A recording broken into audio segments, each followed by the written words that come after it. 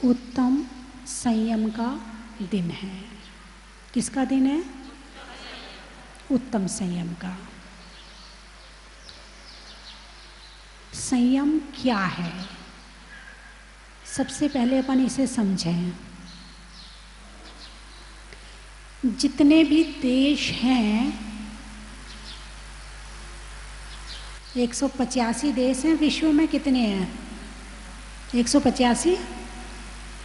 185 देशों का संविधान अपना है। बिना संविधान के कोई देश नहीं है। उस संविधान में क्या लिखा होता है? उसमें धाराएं होती हैं। इस धारा में ये होगा, इस धारा में ये होगा। बोले भाई जब कर्फ्यू लगता है तो क्या कहते हैं? कुछ 3 से 44 धारा लग गई, ऐसे बोलती ना। किसी को सजा मिलती है तो बोले इस धारा के तहत उसको सजा दी जाती है। यही है ना। यानी जितने नियम बनाए हैं वो संविधान में बनाए हैं। देश में यदि संविधान ना हो तो देश चल नहीं सकता है। नियम बनाना जरूरी है। कहाँ किसकी आज्ञा का पालन करना है, किस पद में कितने अधिकार होंगे, वो कितने अधिकारों का उपयोग कर सकता है, वो कितने नियम का पालन करवा सकता है। कलेक्टर बना है तो कलेक्टर के पास में कितने अधिकार हैं, वो लोगों के कितने नियम में बांध सकता है। यदि कोई उस नियम का उल्लंघन करे तो उसे सजा दी जाती है। ऐसा है कि नहीं है? अरे बोलिए ना। यानी संविधान जरूरी है देश के लिए। देश का संविधान सारे देश की व्यवस्था को शांतिपूर्ण ढंग से चलाता है, और संविधान नहीं होगा तो शांति रहने वाली नहीं है। कोई भी संस्था बनती है तो सबसे पहले उसका संविधान बनाया जाता है। विधान कहते, विधान, संविधान जो समरूप में है उसका विधान बनाया जाता है। भाई तुम संस्था बना तो रहे हो, लेकिन इस संस्था में इसके अंदर क्या क्या काम करोगे और उस पर अनुशासन कैसे रखोगे, अध्यक्ष का क्या काम होगा, मंत्री का क्या काम होगा, संपूर्ण चीजें लिखित में होती है। तो वो संस्था उस नियम के अंतर्गत रह करके सारे काम करती है। ठीक है। कोई खेल होता है, खेल कोई बड़ी चीज नहीं है। खेल कोई बड़ी चीज नहीं है, लेकिन खेल में भी नियम होते हैं कि नहीं होते हैं? अब जैसे क्रिकेट ले लो। क्रिकेट में एक बाउंड्री होती है। इस बाउंड्री के अंदर बॉल रहेगी तो क्या होगा, और बाउंड्री के बाहर जाएगी तो क्या होगा? नियम है। उस नियम को प्रति क्षण बताने के लिए वहां एक वो सीटी बजाने वाला होता है। क्या कहते हैं उसको? एम्पायर। एक एम्पायर होता है। वो सीटी बजा बजा, आप रुको, आपका सही चल रहा, आप गलत चल रहे हैं, आपको वहां बताने वाला होता है कि नियम के अंदर काम करो, नियम के बाहर मत करना। यदि नियम से बाहर चले जाओगे तो तुम बाहर निकाल दिए जाओगे, तुम खेल में शामिल नहीं हो सकते हो। छोटे छोटे बच्चे होते हैं, वो चौकोन चौकोन डिब्बे बना लेते हैं। क्या बना लेते हैं? चौकोन चौकोन डिब्बे बना लेते हैं। फिर एक इतना बड़ा पत्थर लेते हैं, खप्पर लेते हैं, फिर उसको पैर से, एक पैर से सरका सरका के आगे ले जाते हैं। यदि वो खप्पर, वो पत्थर यदि लाइन में चला गया तो आउट। ऐसे ही है ना। लाइन में चला गया तो आउट, और लाइन से बाहर रहा तो तुम खेल के अंदर हो। ऐसे ही है। यानी खेल में भी नियम होते हैं। यदि नियम है तो खेल हो सकता है। खेल का मजा है। खेल का मजा कब है? जब नियम होंगे। बिना नियम के तो खेल में भी मजा नहीं है। तो चाहे देश हो, चाहे समाज हो, चाहे राष्ट्र हो, चाहे पूरा विश्व हो, सबके अपने अपने नियम हैं, और उस नियमों के अंतर्गत रहकर काम करते हैं तो काम सभी मजे पूर्वक, आनंद पूर्वक और अच्छी तरह से होते हैं। और बिना नियम के चलो तो सजा मिलती है। क्या मिलती है? अरे बोलिए ना, सजा मिलती है। मिलती कि नहीं मिलती? यदि कोई किसी की हत्या कर दे तो क्या होगा? जेल जाना पड़ेगा ना। कहते कानून के हाथ बहुत लंबे होते हैं, तुम कितने छुप के हत्या कर लेना, वो तुम्हें कहीं ना कहीं से ढूंढ ही लेगा। तुम चोरी करना, आज नहीं पकड़े जाओगे, कल नहीं पकड़े जाओगे, एक ना एक दिन तो पकड़े जाओगे। यानी कि कानून ऐसे दिमाग वाले लोग बैठे हैं कि वहां पर किसी की चलने वाली नहीं है। हालांकि घूस दे के कई बार रफा दफा कर देते, वो बात अलग है, लेकिन पकड़ में तो कभी ना कभी आ ही जाओगे। तो संविधान जो बनाया है, जो नियम बनाए हैं, वो सारे के सारे नियम देश को व्यवस्थित रूप से चलाने के लिए बनाए हैं, ताकि देश का नागरिक शांतिपूर्ण ढंग से अपना जीवन व्यतीत कर सके। क्या है उद्देश्य? शांतिपूर्ण ढंग से अपना जीवन व्यतीत कर सके। अर्थात शांतिपूर्ण जीने के लिए एक देश को भी नियम के अंदर रहने की जरूरत है। अब आप लोग गाड़ी से, कुछ लोग गाड़ी से आए होंगे, कुछ लोग बस से आए होंगे, तो गाड़ी जब चलती है आपकी, तो सड़क के कौन सी तरफ चलती है? बाएं तरफ, दाएं तरफ? बाएं तरफ। क्यों भाई बाएं तरफ क्यों चला रहे? स्वतंत्र देश के स्वतंत्र नागरिक हैं, हम कहीं चलाएं? हाँ, हम स्वतंत्र देश के स्वतंत्र नागरिक हैं, हम अपनी गाड़ी कहीं भी चला सकते हैं। बोले नहीं, स्वतंत्र रहना अलग बात है, लेकिन नियमों का पालन करना अलग बात है। बाएं तरफ क्यों? सबको अपना अपना रूट दे दिया, तुम्हें यहां चलना है तुम यहां चलो, तुम्हें यहां चलना है तुम यहां चलो। जैसे रूल बनाए हैं रूल से चलो, यदि रूल से अलग होगे तो तुरंत या तो एक्सीडेंट हो जाएगा, और यदि पकड़े गए तो सजा मिलेगी, दुर्घटना हो जाएगी। जब आप कभी बड़े शहर में जाते हैं तो वहां लाल बत्ती चौराहा होता है ना, और जैसे ही लाल बत्ती जलती है तो किसी को कहने की जरूरत नहीं पड़ती कि गाड़ी रोको। बोलिए ऐसा है कि नहीं है? हैं? और जितनी गाड़ियां होती हैं लाइन लग जाती है, और जैसे ही हरी बत्ती जलती है सब फटाफट भागने लगते हैं। ये क्या है? ये कौन सा नियम है? एक बत्ती ने तुम्हें नियम में बांध दिया, और यदि इस नियम में नहीं बंधोगे तो क्या होगा? यानी चलने में भी नियम,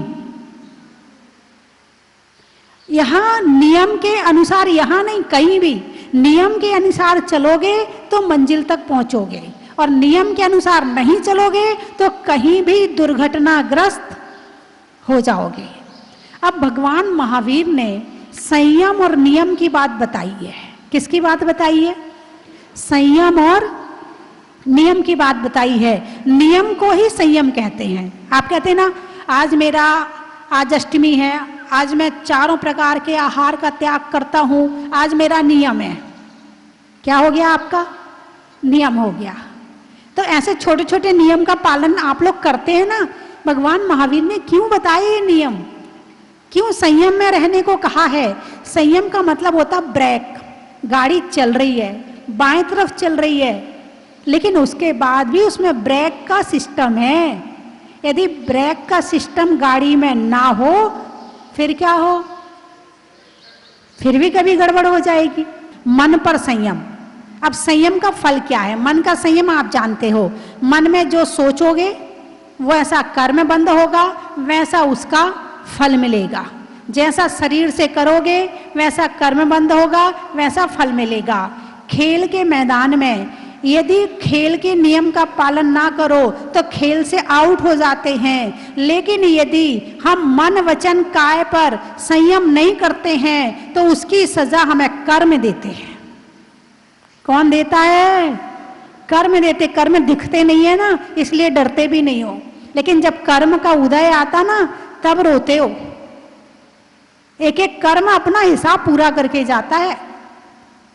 तो कर्म का फल क्या है? हर चीज का फल सोचना, यदि मैं ऐसा कर रहा हूं तो इसका फल क्या मिलेगा, यदि मैंने ऐसा किया तो इसका फल क्या मिलेगा। हर चीज के लिए एक एक बात सोचना, वो 1 घंटा जो है ना, वो आपको केवल अपने लिए सोचने का है। प्राणी संयम, 1 इंद्री, 2 इंद्री, 3 इंद्री, 4 इंद्री, पंचेंद्री।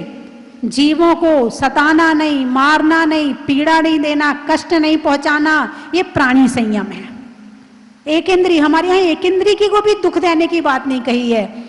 आत्मा सबकी बराबर है, सबको बराबर कष्ट होता है, इसीलिए ये भी बताया कि घास पे भी ना चलो। कहा है नहीं कहा है, 1 इंद्री संयम है, प्राणी संयम और इंद्री संयम। इंद्री संयम में 5 इंद्रियों को वश में रखना। आंखों से मोबाइल देखते हो, यदि किसी को गलत दृष्टि से देखोगे तो क्या होगा। कोई किसी की पत्नी को गलत नजर से देखे, सजा मिलेगी नहीं मिलेगी? अरे बोलिए ना, कौन देगा उसकी सजा? उसके परिवार वाले दे देंगे। अपनी आंखें खराब कर रहे हैं ना, बढ़िया सजा मिलेगी। अच्छा, तुमने बाहर किसी को गलत नजर से देखा तो उसके परिवार वालों ने सजा दी और समाज वालों ने निंदा की, मोहल्ले वालों ने निंदा की, सजा तो मिल गई, लेकिन जो कर्म बंध हुआ अभी उसने सजा नहीं दी है। जब समय आएगा तो उसकी सजा और मिलेगी। चलो, जो बाहर की तरफ देखते में गलत हो जाए तो वो सजा दे देते हैं, और मोबाइल में छुप छुप कर गड़बड़ चीजें देखते हो, इसकी सजा कौन देगा? हैं, अकेले में बैठ के देखेंगे भाई, हम सबके साथ मोबाइल नहीं देखते हैं, तू उधर बैठ मैं इधर बैठूं, भाई छुपाने की क्या जरूरत आ रही है? क्या छुपा रहे हो? भले छुप के देख रहे हो, मगर कर्म छुपता नहीं है। कर्म तो अपनी सजा देता ही देता है। इसलिए मन पर संयम, वाणी पर संयम, जिह्वा पर संयम, नाक पर संयम। आजकल तो 5 इंद्रियों का जोर चल रहा है। 5 इंद्रियों के विषय भोग बड़ी अपनी तीव्रता पर है। लोग कहते हैं, मुझे बताया किसी ने, एक बार यहाँ कोई भाजपा के व्यक्ति आए थे, तो मैंने उनसे कहा, भाई आप लोग इतना सब कुछ कर रहे हैं, थोड़ा सा ये लोग इतने छोटे छोटे कपड़े पहनते हैं, इतने कटे फिटे कपड़े पहनते हैं, इस पर भी थोड़ा रोक लगाओ आप। बोले एक बार लगाई थी, सारी महिलाएं उखड़ गई। बोले तुम कौन होते हमारे कपड़े पर रोक लगाने वाले? तुम्हें नहीं देखना तो तुम आंखें बंद कर लो। ये असंयम। क्या है ये? असंयम। यानी कि अब पहले बड़ी मर्यादा थी, बड़ी मर्यादा के साथ लोग रहते थे। आजकल वो करीब 8-10 साल की लड़की बड़ी लगने लगती है और उसे वो बिल्कुल जांघ से ऊपर वाली पैंट पहनाते हैं। अब क्या कहते हैं, नाम तो आप ही जानो उसका, पहले पैंट ही बोलते थे उसको, हैं? वो पहनाते हैं। और यदि उसके पापा कहें कि ये मत पहनाया कर, तो उसकी मम्मी कहेगी तुम तो पुराने विचारों के हो, तुम्हें क्या पता है दुनिया में कैसे रहते हैं। वो अपने पति को डांट देती है और अपने यदि कई बार मम्मी होती कि मम्मी नहीं पहनने देती है तो उसकी बुआ लाके देती, ले बेटा पहन। उसकी चाची लाके दे देगी, ले बेटा पहन। इसका रिजल्ट, इसका परिणाम पता है आपको? आप एक एक चीज जैन धर्म की निकाल के देखो। एक बार की बात है कि एक राजा को आम से एलर्जी थी और इतनी भयंकर एलर्जी थी कि यदि वो आम खाए तो मर जाएगा। एक दिन वन क्रीड़ा के लिए गए तो एक आम का पेड़ था, उसमें बढ़िया सुंदर सुंदर पके हुए आम लगे हुए थे। अब वो राजा देखने लगा। मंत्री ने कहा महाराज आगे चलें। अरे देख ही तो रहा हूँ, खा थोड़ी रहा हूँ। अब उसके बाद वो जाके बैठ गया वहाँ, फिर देखने लगा। एक आम वहाँ आके गिर गया, तूफान चला, हवा आई, आम गिर गया। अब वो उसने आम को हाथ में उठा लिया। मंत्री ने कहा महाराज नहीं, आम नहीं। अरे हाथ में ही तो लिया है, खा थोड़ी रहा हूं। और थोड़ी देर बाद फिर क्या हुआ बोलिए ना? हाँ, यदि माँ लड़की से कहे बेटा वहां पार्टी में नहीं जाना, अरे हमारे सारे दोस्त जा रहे हैं तो मैं अकेली रहूंगी क्या घर में? मैं तो कुछ कर थोड़ी रही हूं। किसी लड़कों से बात करने मना करो लड़की को तो बात ही तो कर रहे और थोड़ी कुछ कर रहे हैं। ऐसे कपड़े ही तो पहन रहे और थोड़ी कुछ कर रहे। ऐसा जवाब देते हैं माँ को कि माँ दोबारा बोल नहीं पाती है, और फिर जो होना होता है वो होके रहता है। फिर बाद में भले पछताते रहें, लेकिन जिस समय ऐसे, कहने का मतलब ये है कि देखने में भी संयम, जो चीज़ तुम्हें नुकसान करती है वो चीज़ देखना भी नहीं, सूंघना भी नहीं, छूना भी नहीं, जितना दूर रह सको। अब व्यसन क्या है? चाय का व्यसन, सिगरेट का व्यसन, बीड़ी का व्यसन, तो बंधुओं संयम, यदि बाहर के कमिटमेंट आप करते हो तो वो पूरा निभाते हो, लेकिन ये सेल्फ कमिटमेंट, आज मैं ये नहीं खाऊंगा, कोई तुमसे कह नहीं रहा है, तुमने खुद ही त्याग किया है, आज मैं ऐसा नहीं करूंगा, तुमने खुद ही नियम लिया, ये सेल्फ कमिटमेंट है। उससे क्या होगा? उससे ये होगा कि हमारा मन भी स्वस्थ रहेगा, हमारा वचन भी स्वस्थ रहेगा, और हमारा जीवन भी अच्छा रहेगा। पुकारे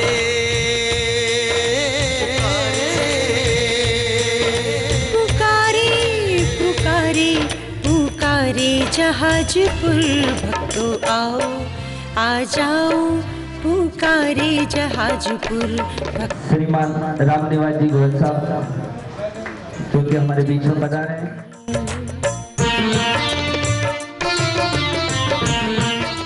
सभी श्रद्धालु भाइयों को मेरा नमस्कार। मेरा पहली बार इस प्रांगण में आना हुआ। पहले चल रहा था, कला टाइम ज़्यादा लगेगा, लेकिन कुछ आकर्षण खींच के ले आए, और वो आपका आकर्षण कि आपसे पहले दिल्ली में दर्शन किया, और यहाँ करके मैंने पहचाना। सूर्यनगर के बगल में मैं रहता हूँ, और रामनगर में भी मेरा आना हुआ जब आपका वहाँ पदार्पण हुआ था। बहुत भव्य मंदिर बना है, अद्भुत जिसे कहा जाए मंदिर बना है। और वास्तविकता में जो मूर्ति का इतिहास पता लगा कि 2013 में मूर्ति खुदाई में मिले, पुरातत्व विभाग के लोगों से लेकर यहाँ स्थापित की गई, और 7 साल में इतना भव्य मंदिर खड़ा कर लिया गया, ये अपने आप में अद्भुत है।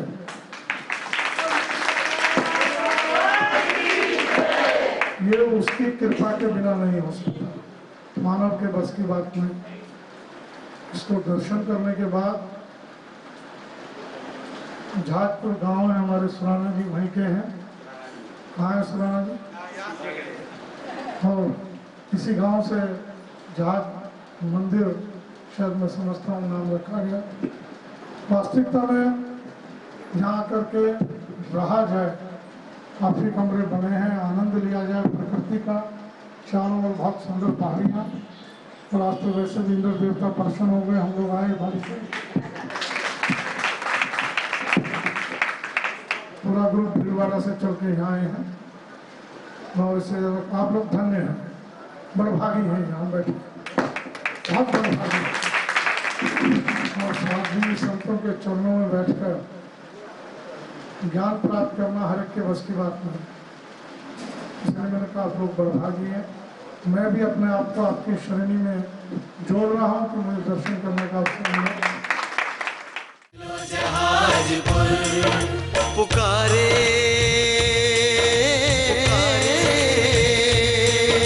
पुकारे पुकारे पुकारे जहाजपुर, भक्तों आओ आ जाओ।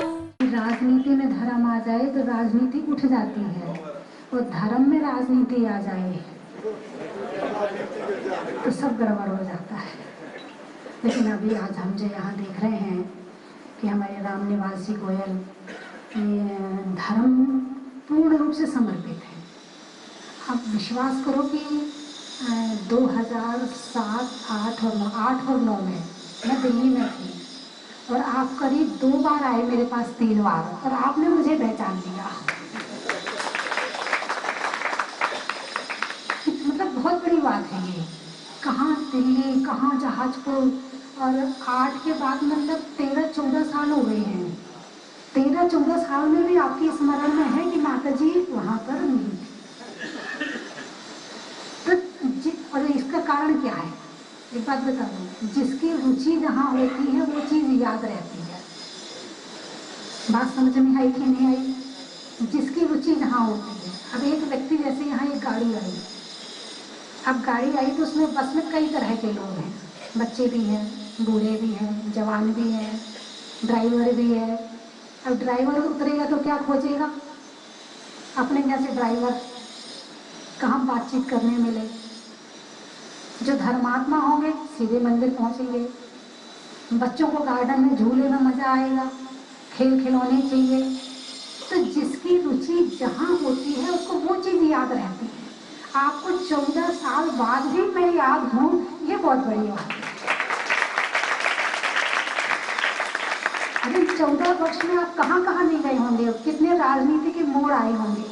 चलने में पाठ का, मित्रों में साथ का, तीर्थंकर में मुनि सुजतनाथ का, पंखा में झलने का, बच्चों में पलने का, भगवान के जमीन से निकलने का, चंद्रमा में गुरुत्वाकर्षण का, भौतिकता में आकर्षण का और भगवान के दर्शन का, पानी में खौलने का, बनिया में तौलने का और आपके जोर से बोलने का, अनाज में दाने का, इनाम में पाने का और आज राम निवास जी के यहाँ आने का, षड्यंत्र में बिल्ली का, डंडा में गिल्ली का, आने वालों में दिल्ली का।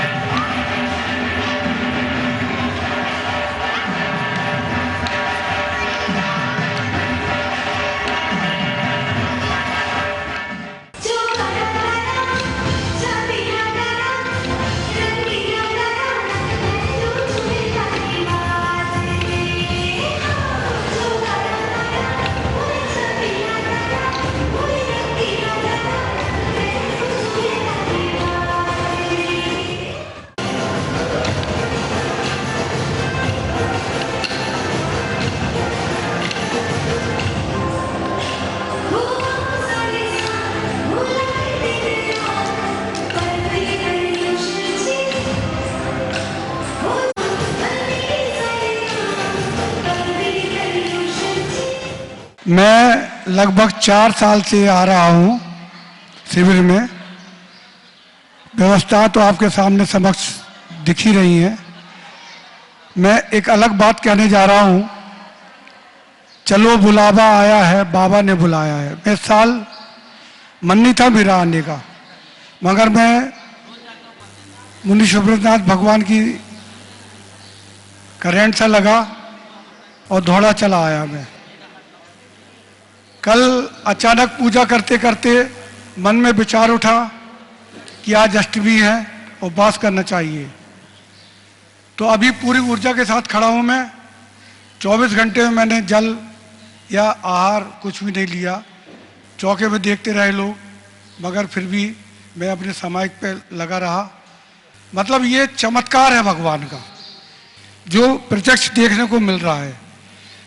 और शिविर में जितनी व्यवस्थाएं हैं यहाँ पे जहाजपुर वालों ने की हैं, मैं हमेशा उनका ऋणी रहूँगा। और क्या कहूँ माता जी, मैं घर पे रहता तो मैं ये नियम नहीं पाल पाता। मैं ये नियम नहीं पाल पाता। देव तो मिल जाते मगर गुरु नहीं मिलते। यहाँ तीनों का समायोजन हुआ है और बहुत अच्छा लग रहा है। बोलो स्वस्ति भूषण माता जी की जय, वंदना माता जी। ना कहो उतना कम है। आप सभी जानते हैं कि मुनीश्वरनाथ भगवान का जो अतिशय है वो अपरंपार है, और एक मुनीश्वरनाथ भगवान हो और ये मंदिर हो, इसकी सुंदरता मैं हृदय से बोल रहा हूँ कि मतलब इतना सुंदर मंदिर सच में मैंने नहीं देखा। बहुत ज़्यादा सुंदर। मैं रोज वीडियो कॉल करके मतलब घर वालों को, रिश्तेदारों को जरूर दिखाता हूँ कि मंदिर और मूर्ति बहुत अतिशयकारी है। लेकिन इन दोनों बातें तो सब लोग जानते हैं, लेकिन जो मुझे और अच्छी बात लगी वो माता जी के प्रवचन, मतलब सच बोल रहा हूँ हृदय से कि सुबह जब आता हूँ तो एक उमंग तो रहती है कि अभिषेक करना है, और मन में यही जिज्ञासा रहती है कि माता जी कब बोले।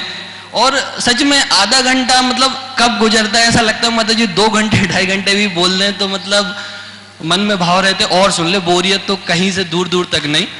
तो ये है। और तीसरी बात, यहाँ की व्यवस्था बहुत ज़्यादा अच्छी है। मतलब मैंने और भी तीर्थ स्थान देखे, मेरा शौक है तीर्थ स्थान घूमने का, जाता ही रहता हूँ। मतलब यहाँ पे जो व्यवस्था रहती है, मैं 5-6 बार यहाँ आ चुका हूँ और जब भी मूर्ति के सामने आता हूँ तो चिपक सा जाता हूँ।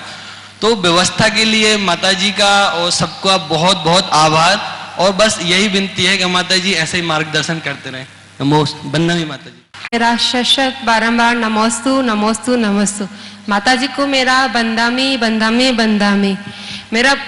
मुझे बहुत अच्छा लगा यहाँ जहाजपुर आके। कभी सपने में भी नहीं सोचा था कि मुझे जहाजपुर आने का मौका मिलेगा और मुझे ये साधना करने का मौका मिलेगा। 2 दिन से मेरी बहुत तबीयत खराब चल रही है, लेकिन भगवान का सानिध्य और माता जी का आशीर्वाद से आज मैं बहुत स्वस्थ हूँ। वरना मेरे 2 दिन तो मेरे ऐसे निकले हैं कि मतलब रोना ही आया। पूरी रात में रोती रही। कल भी मेरा पूरा दिन रोने में निकला दर्द के मारे। पर मेरी आज कमर बहुत अच्छी है। बस मुझे माता जी का ऐसा आशीर्वाद चाहिए कि हर साल मैं शिविर में आती रहूं। धन्यवाद। मैं मुनीश्वरनाथ भगवान से जब से भूगर्भ से निकले हैं, मैं मुनीश्वरनाथ भगवान से बहुत प्रभावित हुई, और मूर्ति हमेशा ये प्रतिभा मेरे मन में समाई रहती है। और रोजाना मैं सुबह उठते ही मुनीश्वरनाथ भगवान का अभिषेक और शांतिरा देखती हूँ, और माता जी का 5:45 बजे से माता जी का सब सुनती हूँ। और अभी 11 अप्रैल को हमारे परिवार के साथ में बहुत बुरी घटना हुई। मेरा सब कुछ परिवार का सब खत्म हो गया। जब से मुझे इतना लगने लगा कि एक बार माता जी के चरणों में और मुनीश्वरनाथ भगवान के शरण में मुझे जाके और 10 लक्षण पर वहीं करना है, लेकिन मुझे कोई साथ नहीं मिल रहा था। और ये मेरे साथ ये भी हो गई, मेरी भतीजी है, और हम साथ आए और इतने घबरा गए थे कि पूरा मकान 2 बिल्डिंग साड़ी का शोरूम था वो मुसलमानों ने जला दिया हिंदू मुस्लिम झगड़े में, और किराने का होलसेल पूरा काम था वो सब लूट लिया। पूरा परिवार डिप्रेशन में आ गया था। लेकिन बस एक ही शरण थी मुनीश्वरनाथ भगवान की, और इनका चमत्कार हुआ कि भगवान की कृपा से थोड़ा बहुत सरकार ने मुआवजा दे दिया, और आज परिवार सब थोड़ा सा अपने आप को समझा रहे हैं, और माता जी का आशीर्वाद मिला। माता जी, बच्चों को मैं आपके पास आशीर्वाद के लिए लेके आई थी। माता जी बहुत घबराए हुए थे। गुरु माँ के सामने खड़े रहने की उसका पूरा श्रेय हम सबसे पहले तो हमारे अजय भैया पहाड़े जी को देंगे, क्योंकि हमारा यहाँ आने का कोई 2 दिन पहले तक भी विचार नहीं था। हम तो सोच रहे थे कि भाई पास में कहीं मांगी तुंगी में चले जाएंगे, लेकिन हमारे भाभी ने बताया कि अजय भैया जहाजपुर जा रहे हैं। हमने बस उनसे बात की तो अजय भैया बोल पड़े, बस आप सिर्फ बोलो हमें आना है। बस आज यहाँ तक पहुँचाने की पूरी जिम्मेदारी अजय भैया ने ली है। हमें कुछ भी नहीं पता हम यहाँ कैसे आ गए, बस बोलते हैं कि अपने पुण्य से आते हैं, लेकिन उसके लिए पुरुषार्थ करना पड़ता है। तो वो सब पुरुषार्थ हमारे अजय भैया ने किया है। हम पूरा श्रेय आज अजय भैया को देंगे। और यहाँ गुरु माँ के चरणों में आके हमने देखा है गुरु माँ का संयम, गुरु माँ का तप, उनकी मौन साधना। तो हमने भी कोशिश की है कि हम घर जाके नहीं कुछ तो एक मौन साधना का संयम जरूर घर जाके हम पालन करेंगे और मौन साधना का नियम लेंगे। माता के चरणों में हमें पुनः पुनः आने का सौभाग्य मिले। पुनः दर्शन मिले स्वामी, यही है भावना, यही है प्रार्थना स्वामी। पुकारे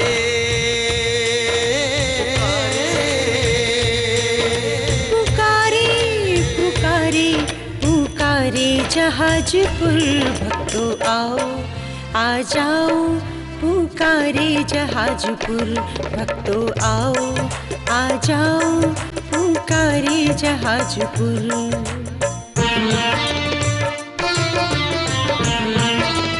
जहाजपुर पुकारे,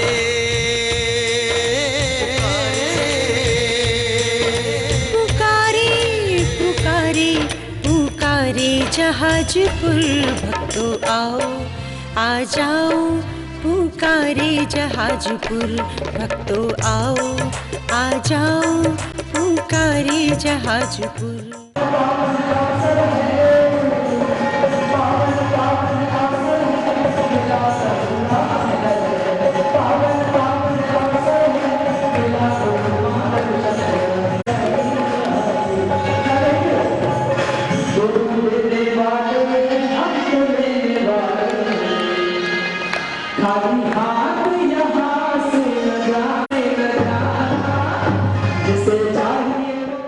जय जिनेन्द्र बंधुओं, जैन धर्म के सबसे महान पर्व पर्वाधिराज पर्युषण महापर्व चल रहे हैं और इन पर्वों में त्याग, तप, साधना का विशेष महत्व होता है और अभी उत्तम त्याग धर्म भी आने वाला है।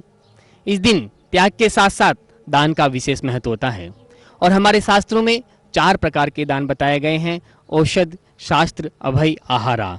यहाँ पर स्वस्ति धाम में भूगर्भ से प्रकटित अतिशयकारी मुनीश्वरनाथ भगवान का पूज्य गुरुमा स्वस्ति भूषण माता जी के मंगल में प्रेरणा से भव्य जहाज मंदिर बना और आज ये जहाज मंदिर golden book of world record में दर्ज हो चुका है। इस जहाज मंदिर में बड़े बाबा के दर्शनार्थ, अभिषेक के लिए, शांति धारा के लिए लाखों भक्त यहाँ पर आते हैं। उन लाखों भक्तों के भोजन की, आवास की समुचित व्यवस्था यहाँ पर होती है। साथ ही यहाँ पर बड़े बाबा के दर्शन के लिए कई साधु संत यहाँ पर आते हैं, त्यागी वृत्ति आते हैं, उन सबके आहार की व्यवस्था भी यहाँ पर होती है। तो आप चारों प्रकार के दान के लिए जो सबसे उत्तम जगह है वो है स्वस्ति धाम जहाजपुर। आप यहाँ पर औषध दान देकर के जो यात्री यहाँ पर आते हैं उनके स्वास्थ्य के लिए आप व्यवस्था करवा सकते हैं। साथ ही शास्त्र दान के लिए यहाँ पर सरस्वती मंदिर का निर्माण हो रहा है। ज्ञान दान के लिए आप सरस्वती मंदिर में अपना योगदान दे सकते हैं। 1,08,000 रुपये की न्यौछावर राशि से वो राशि आप 3 वर्ष में यहाँ पर भिजवा सकते हैं। 100 रुपये प्रतिदिन इकट्ठा करेंगे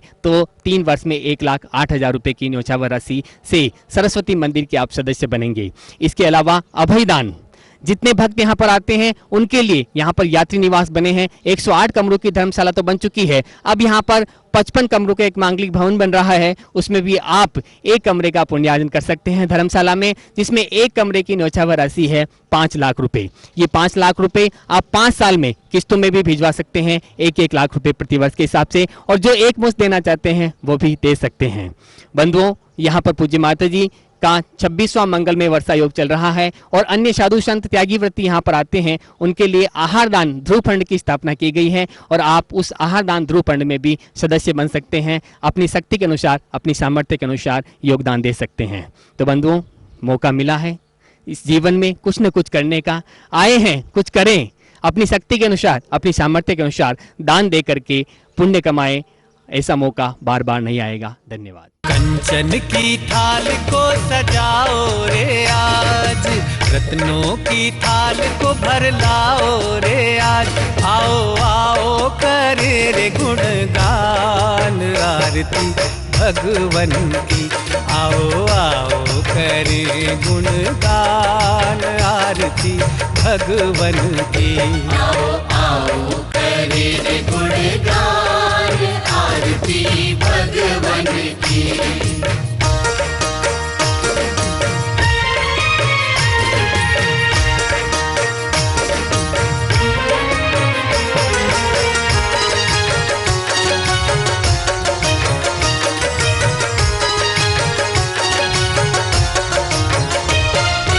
पिता सुमित्र के राज दुलारे, माँ पद्मा जी के नैनों के तारे। पिता सुमित्र के राज दुलारे, माँ पद्मा जी के नैनों। परम विदुषी लेखिका गणिनी आरिका रत्न श्री 105 स्वस्ति भूषण माता जी, जिन्होंने मात्र 20 वर्ष में 100 से भी अधिक किताबें लिखकर जैन समाज को अनूठा योगदान दिया है। बड़े बड़े विधान जैसे कल्पद्रुम महामंडल विधान, सिद्ध चक्र महामंडल विधान, इंद्रध्वज महामंडल विधान एवं विशेष जनपद, पूजांजलि आदि महत्वपूर्ण साहित्य बहुत ही सरल व सुबोध शैली में लिखे हैं, जिसमें गद्य एवं पद्य साहित्य भी समाहित है।